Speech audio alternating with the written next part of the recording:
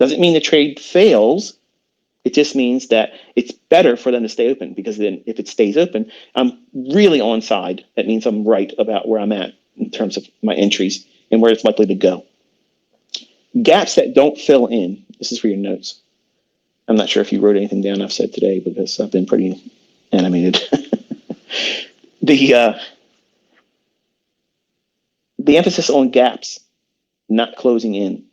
If they don't fill in, it's like rocket fuel for your trade. Why? Because it is in a hurry to reprice to a level that's outside the range it's in right now.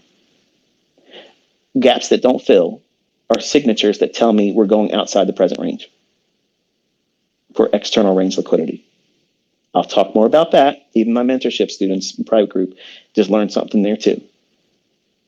This stuff is the sweet stuff, the sugar, okay, that makes everything I'm doing with you even sweeter. When you're in trades, you want to see specific levels that once a fair value gap forms, if you start seeing fair value gaps keep forming and not filling in, and it just keeps pressing higher, man, you are in for a sweet run.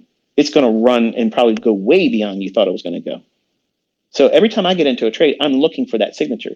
It might not present it, but I'm looking for it because it gives me that insight. It means that I have a fucking tiger by the tail and I want to hold on to that. And sometimes you'll see I'll move my not my stop, but I'll move my target beyond what my original expectation is. It still doesn't mean that I won't take the blinds portion of the trade off where I originally had my take profit.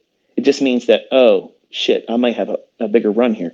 Let me open up the gates a little bit more wider, so that way it's a clear shot for a further profit objective. But I'm still, to protect myself, because it would be foolish for me to not take profits where I originally thought the take profit or terminus would be, where I thought the trade was going to go ultimately. It would be foolish for me not to at least take most of it off there. And then let's see if I have a runner and leave a small portion on. Now, as a new student or a new trader, your questioning is, well, if you really thought that, then why would you take off nothing and just let it all run? Well, that's because I want to make fucking money.